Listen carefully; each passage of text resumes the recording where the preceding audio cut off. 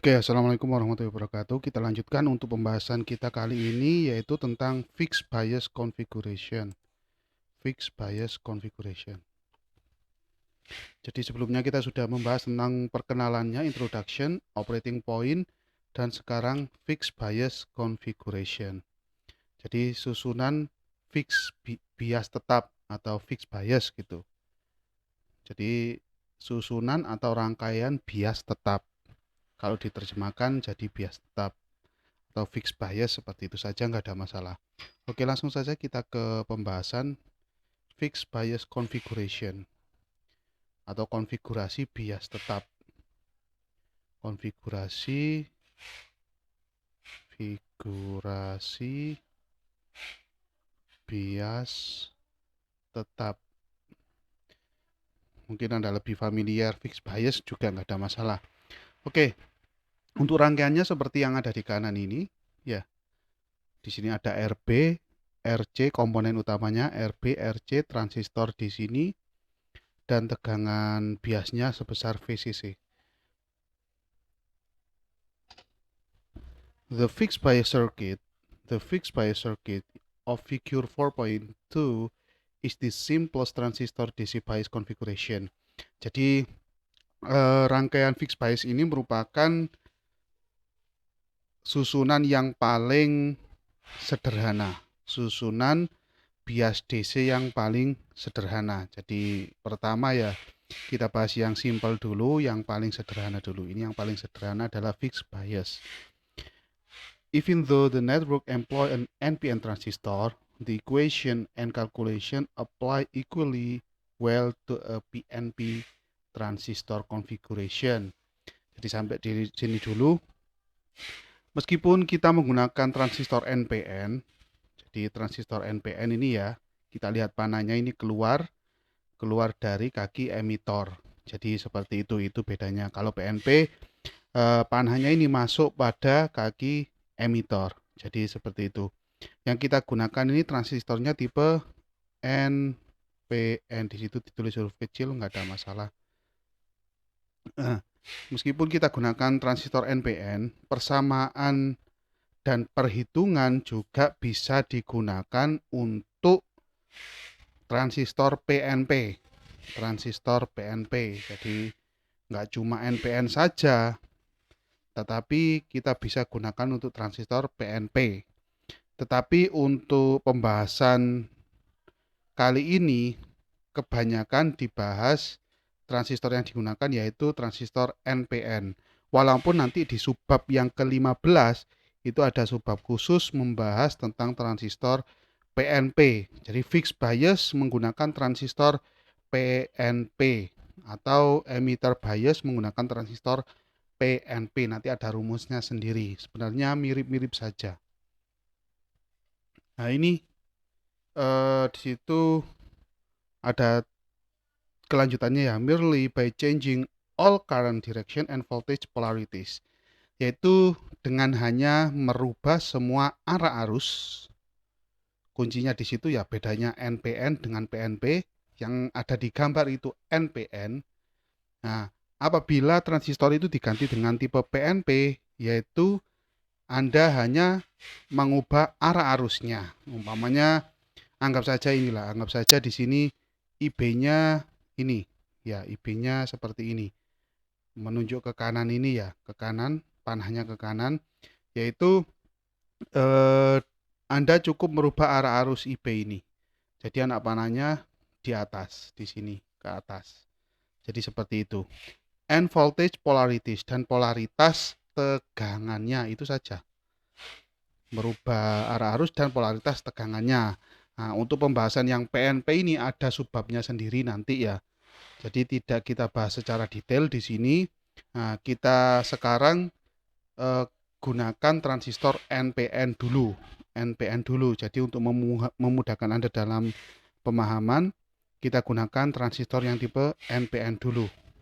Jadi nanti untuk PNP ada analisanya sendiri pada subbab ke-15. Ini masih ketiga, masih jauh. Oke. Ini konfigurasi yang pertama yaitu fixed bias.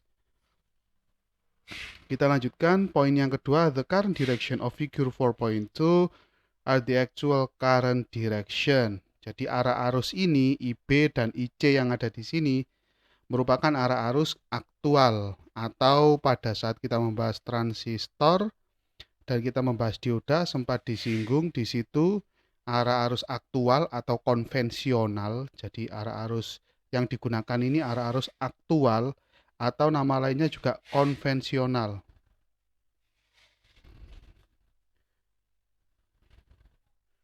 Nah, arah arus konvensional atau aktual ini merupakan aliran dari hole. Nah, lawannya apa? Arah arus aktual ini adalah arah arus elektron atau elektron flow. Gampangannya kalau arah arus konvensional ini mengalirnya dari positif ke negatif. Nah, seperti ini. Arah aliran arusnya dari positif ke negatif. Bisa kita lihat di sini VCC ini kan positif ya, lebih positif. Nah, alirannya akan menuju ke negatif. IB seperti ini turun ke emitter seperti itu. Kalau kita lihat di simulasi ini ya arah arusnya turun seperti ini ya, ke bawah. Nah, ini ya dari plus 12 ke ground. Ini arah arus yang konvensional. Kalau elektron flow ini lawannya ya versus gini aja. Lawannya kebalikannya, dia mengalir dari negatif ke positif. Aliran arusnya dari negatif ke positif, ini elektron flow. Yang akan kita gunakan standarnya adalah arah arus konvensional. Sampai ke bawah nanti sama arah arus konvensional atau aktual. And the voltages are defined by the standard double subscript notation. Dan tegangan ini disimbolkan dengan menggunakan standar 2 subscript. Contohnya di sini ada VCE ya. VCE saya tulis ulang. VCE. Nah, terus di sini ada VCC.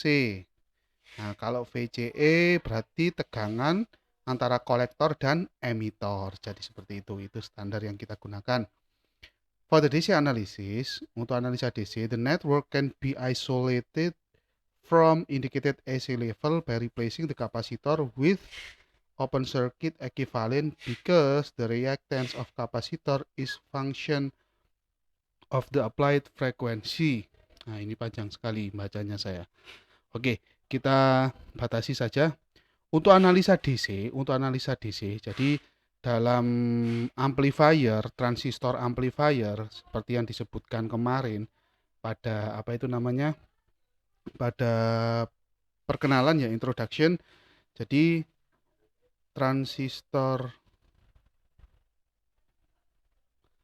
amplifier ini aja itu memiliki dua komponen. Yang pertama komponen DC dan komponen AC. Yang kita bahas terlebih dahulu pada slide ini adalah komponen DC-nya. Jadi komponen DC atau analisa DC-nya. Dan untungnya untuk analisa DC dan AC ini analisanya atau perhitungannya dapat dipisahkan. Jadi anggap saja kita analisa yang komponen DC dulu, baru kita analisa yang komponen AC. Nah, kita analisa yang komponen DC dulu. The network can be isolated from indicated AC level.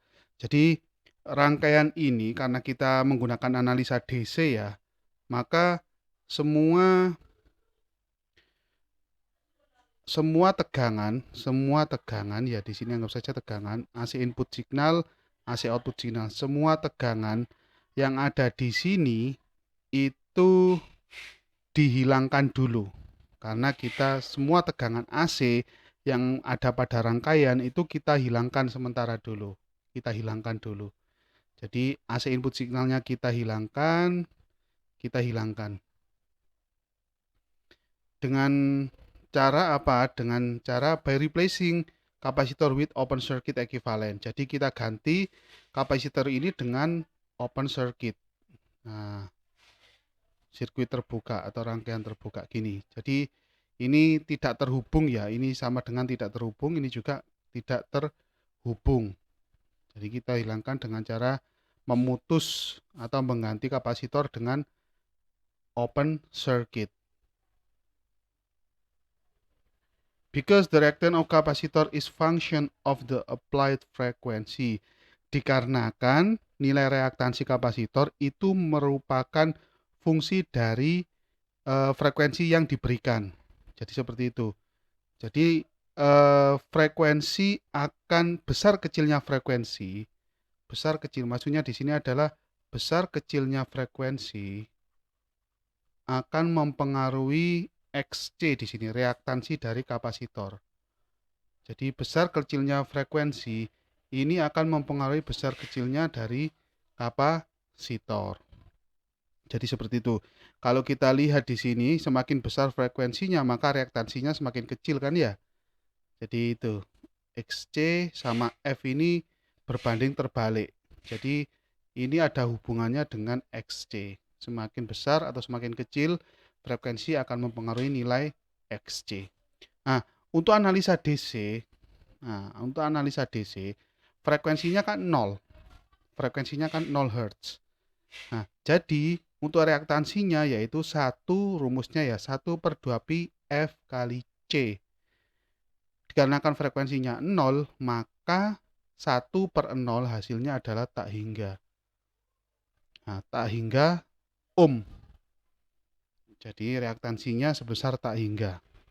Nah, kalau tak hingga dan satuannya ohm berarti kan bisa kita ganti dengan open circuit. Nah, itu yang mendasari kenapa kok diganti open circuit, karena kita analisanya DC dan di sini ada kapasitor dan kapasitor memiliki nilai reaktansi pada saat analisa DC frekuensinya sama dengan 0.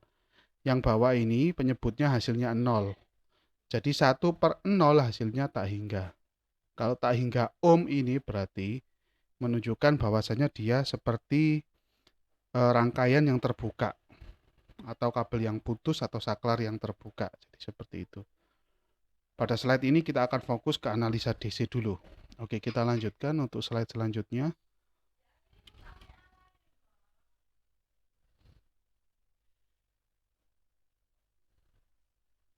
Oke. In addition, the DC supply VCC can be separated into two supplies for analysis purpose only, as shown in figure 4.3. Jadi ini ya gambar yang 4.2 yang barusan kita lihat pada slide sebelumnya. Kita tidak gunakan ini ya, kita tidak gunakan ini nanti. Oke. VCC ini, tegangan bias DC atau VCC ini itu bisa dipisah, bisa dipecah, jadinya seperti ini, jadinya seperti yang sebelah kanan. Jadi kita pecah pada sisi yang terhubung dengan RB, VCC-nya terhubung dengan RB dan VCC ada yang terhubung dengan RC. Jadi seperti itu, bisa kita pisah. Itu hanya untuk analisa saja ini, hanya untuk analisa. Perlu sebagai catatan hanya untuk analisa saja. To permit a separation of input and output circuit. Jadi tujuannya adalah untuk memisahkan antara rangkaian input dan rangkaian output. Nanti rangkaian inputnya ini akan melewati RB di sini ya, ini rangkaian input. Saya kasih bocoran dari rangkaian outputnya. Nah, di sini rangkaian input akan melewati RB, terus di sini melewati kaki B, basis dan emitor, lalu ke ground.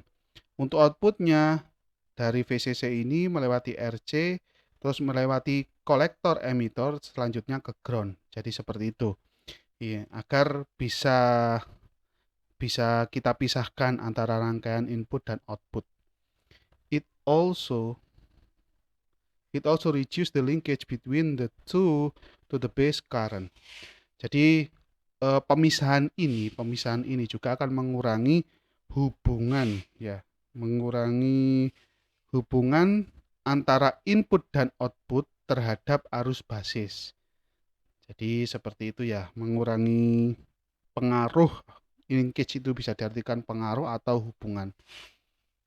Mengurangi hubungan antara input dan output terhadap arus basis. Jadi seperti itu.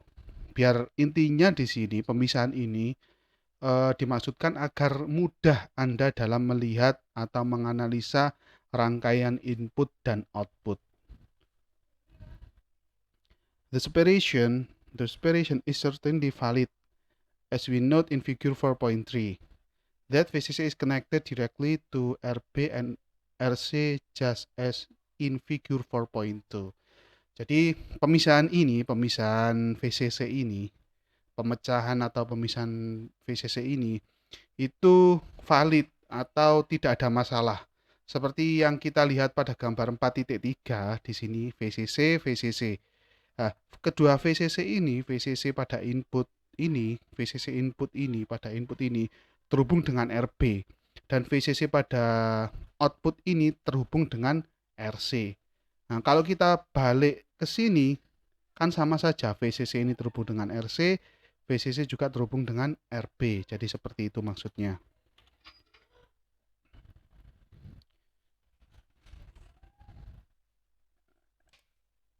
Oke, untuk penurunan rumus dari fixed bias configuration ini kita akan lanjutkan pada video selanjutnya. Terima kasih.